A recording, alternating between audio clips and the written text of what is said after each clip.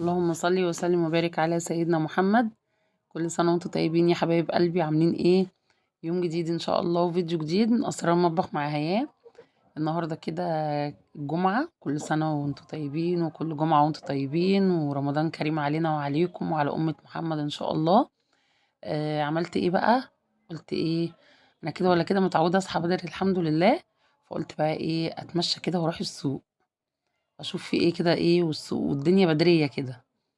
فرُحت بضّعت شوية حاجات، أنا ما جِبتش حاجات كتير بس يا دوبك على قد ما قدرت أشيل. جِبت كابوتشا، الكابوتشاية دي ب10 جنيه، وجِبت كده 5 حِزَم خضرة. وجِبت توم، التوم الكيلو ب15 جنيه، جِبت 3 كيلو، وخلّيت الراجل قطع لي العروش كده، لإن طبعًا أنا هاعمل إيه بالعروش الطويلة دي. وجِبت كيلو ونُص رُز، لإن النهارده طبعًا كنت هاعمل محشي.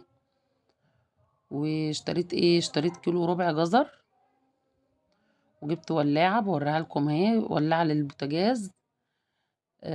وجِبت طحينة، الطماطم دي بقى إيه ب4 جنيه، حمرا وجميلة وطعمها مسكّر أوي.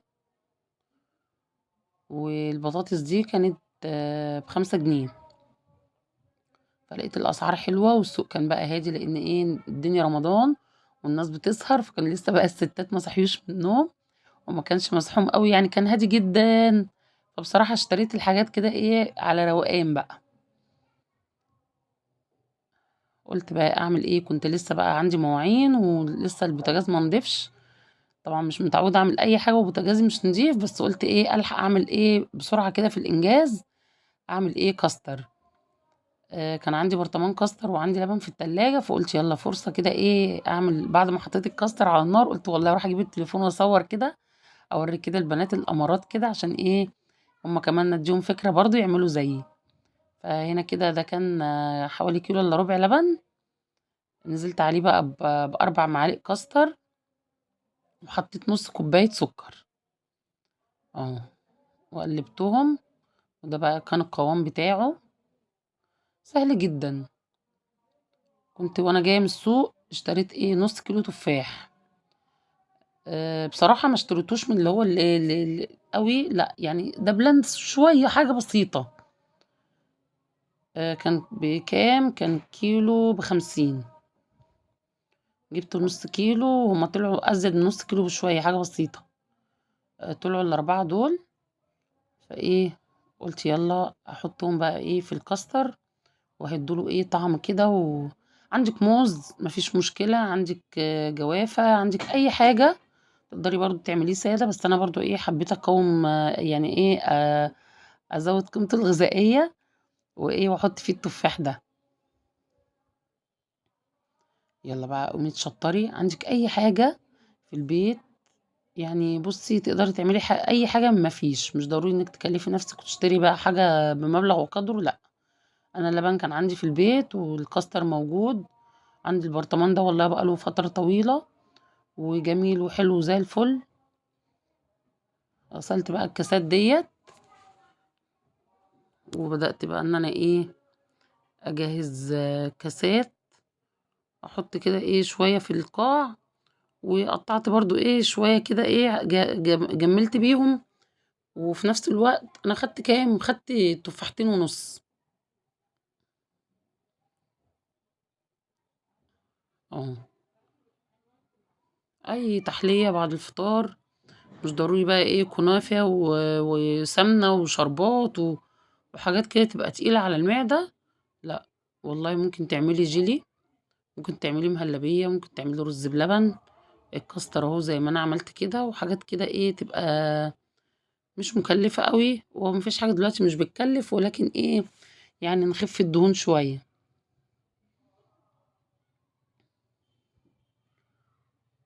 جهزتهم وصبيتهم ورُحت شايلاهم في التلاجة، دي أول حاجة عملتها بعد ما جيت من السوق.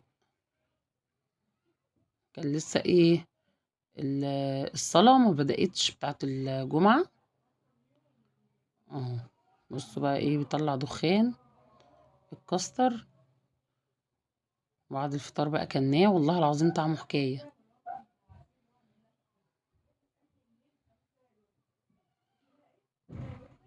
دوري كده في تلاجتك أو في مطبخك، أي حاجة استغليها.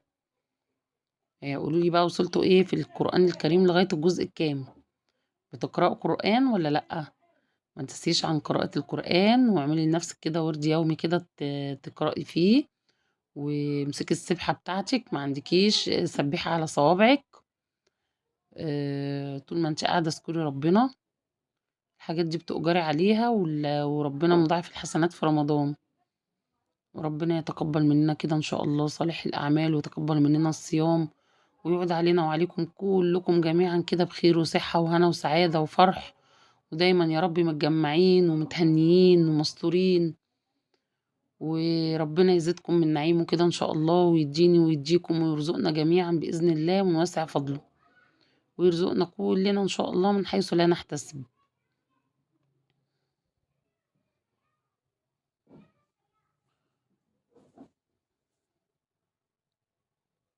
دايما بقى إيه، شوفي بقى إيه اللي ناقصك، عشان الفترة دي كلها مصاريف لبس عيد، وكحك وبسكويت وبيتي فور وشوكولاتات وحاجات.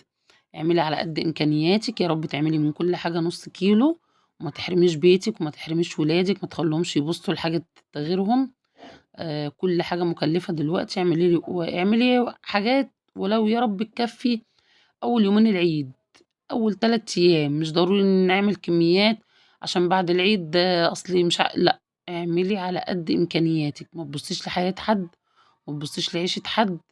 مش قادرة تعملي في البيت، يا رب تشتري من كل حاجة نُص كيلو، يا رب تروحي تقولي لراجل يعمل لِك كيلو مشكّل من كل حاجة، ومشّي الدنيا ومشّي بيتِك وما تشيليش هَم، وربنا هو الرزاق، ويا رب كده يوسّع علينا وعليكم ويرزقكم بإذن الله ويدّيكم فوق ما تتمنوا. أنا لسه لغاية دلوقتي ما عملتش أي حاجة، بس دخلت بقى من شوية على اليوتيوب كده وشُفت طريقة الكحك، كل واحد بقى إيه، ليه طريقة.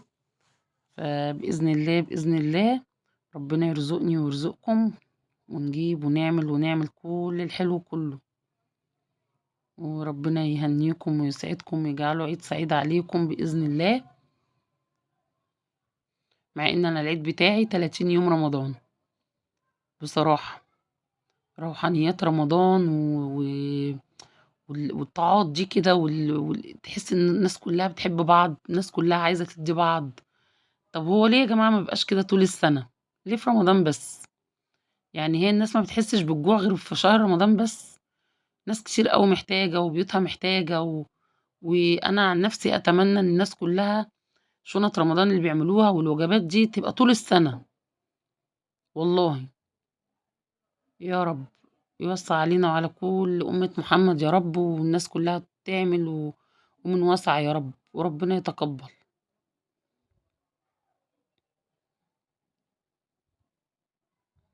أنا اللي كنت باصوّر نفسي بقى وولادي كانوا نايمين، وكنت حاطة التليفون كده على stand، وكل شوية ييجي كده وييجي كده، بس الحمد لله.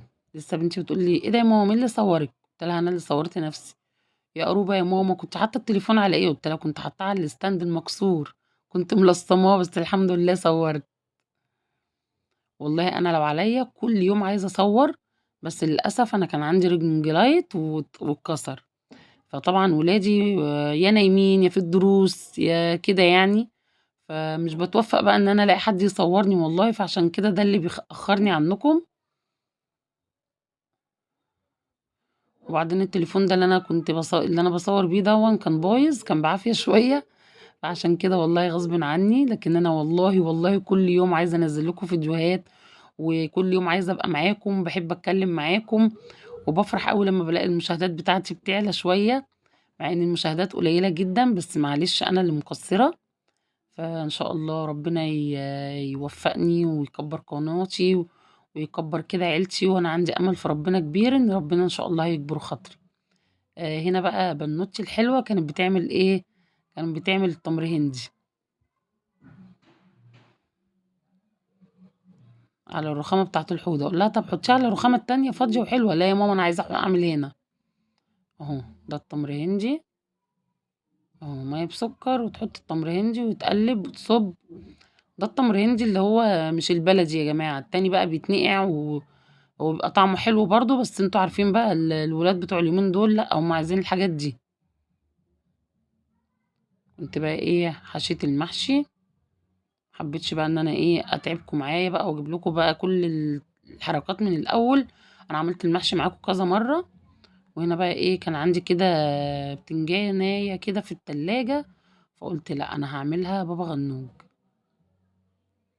حطيتها تشوت على البوتاجاز قبل ما كنت صبنه، بعد ما عملت الكاستر على طول، ورحت بقى ايه هنا هرسها بالشوكة، ونزلت عليها بمعلقتين طحينة، وحطيت لها بقى ايه شوية شطة، شوية كمون، شوية كزبرة ناشفة، شوية خل، شوية ملح، شوية زيت، وقلبتها وطلعت طعمها في منتهى الجمال. ما بحطلهاش توم لان التوم يعني ايه بينفخ كده ومش مستحب برضو في الصيام يا جماعة. لا ما حطيتش توم، وبصراحة دايما انا مش بحط لها توم خالص، انا بعملها كده وبتطلع زي السكر اهي. تقدري بقى ايه تحطي الطبق ده جنب السحور مع شوية بطاطس محمرة، جنب شوية بطاطس مهروسة، جنب بيض مسلوق، بيض مقلي، اي حاجة، جنب فول، جنب طعمية، تبقى في منتهى الجمال. يعني مش ضروري ان احنا هنخلص الكمية دي كلها في الفطار، لان احنا في الفطار مش بناكل على فكرة. يعني خلاص بقى بدأنا ان احنا داخلين على اسبوعين اهو الحمد لله. ربنا يا رب يبلغنا باقي ايام رمضان ان شاء الله، وبعودة كده ان شاء الله اعوام عديدة باذن الله. فطبعا ايه يعني بدأت بقى معدتنا تاخد على الصيام ومبقاش لينا نفس زي الاول. آه. شوية بابا غنوج زي العسل، والمحشي بتاعي كده ايه حطيته على النار، هوريكم دلوقتي انا بحط له الشوربة. كان عندي شوربة فراخ في التلاجة، فايه انا احب جدا اعمل المحشي يا بشوربة فراخ يا بشوربة مواسير. هنا كان عندي كيس صلصة عشان برضو ايه المحشي يبقى لونه احمر كده وجميل. والشوربة روحت بقى مصفيها بالمصفى كده اهو، عشان ايه البصل بقى والحبهان وورق اللورا والحاجات ديت ما تنزلش ايه على المحشي. بس انا بس كل اللي جبته كيلو بتنجان، لكن والفلفل كان عندي في التلاجة والكرنب ده كان برضو الورق عندي في الفريزر، وعملته وطلع زي الفل وبألف هنا وشفا. والله الكرنباية دي كنت جايبة كرنباية كبيرة جدا، طبعا ايه عملت حلة ما شاء الله منها والباقي رحت شايلاه في الفريزر في طبق كده، وكنت مغطياه، فكانت طعمها زي العسل. طلعتها النهاردة لفيتها وعملتها والله العظيم كأني لسه جايباها دلوقتي حالا. بألف هنا وشفا للي شاف، وبألف هنا وشفا للي ياكل. حبيت بقى أشارككم النهاردة الفطار بتاعي. ما كنتش عاملة لحوم ولا أي حاجة، وكلنا والله واتبقى منه يجي أكتر من 3/4، واحنا كلنا حاجات بسيطة جدا والحمد لله. بركة شهر رمضان كل البيوت مليانة خير، وناكل والأكل يفيد، ونعمل مهما نقلل في الكمية تلاقي برضو فيها بركة وبيفيد منها، والحمد لله رب العالمين. لو وصلتوا بقى لغاية هنا ما تنسونيش بقى ايه من اللايك والشير، وما تنسوش تحطوا لي اللايك بالله عليكم. بالله عليكم ما تنسوش تحطوا لي اللايك، كل اللي يشوف الفيديو بالله عليكم حطوا لي لايك. والله اللايك ده مش بيخسركم حاجة، بس بيرفع معايا الفيديو، بيخلي الناس ايه تشوفه، يعني اكبر عدد يقدر يشوف الفيديو. ففضلا يعني وليس امرا تحطوا لي لايك. هنا بقى ايه خلاص كده المحشي استوى، وكانت المغرب خلاص هتأذن. قلت بقى ايه اغرف بقى واوريكم بقى ايه الشكل النهائي للاكل بتاعي اهو. ايه رأيكم بقى في المحشي القمر ده؟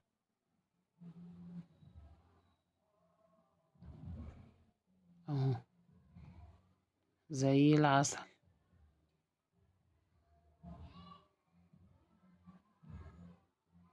اصبروا دول، ايوه اهو. والله كان احمر وجميل بس مش عارفة الاضاءة مالها. اهو التمر هندي. صبينا التمر هندي بتاعنا الجميل ده طلع طعمه تحفة. وطلعت بقى الكاستر برضو حورته لكم جنب الاكل. اقول لكم ايه ده كل اللي انا عملته النهارده، وايه وده كانت فضل ربنا عليا باذن الله.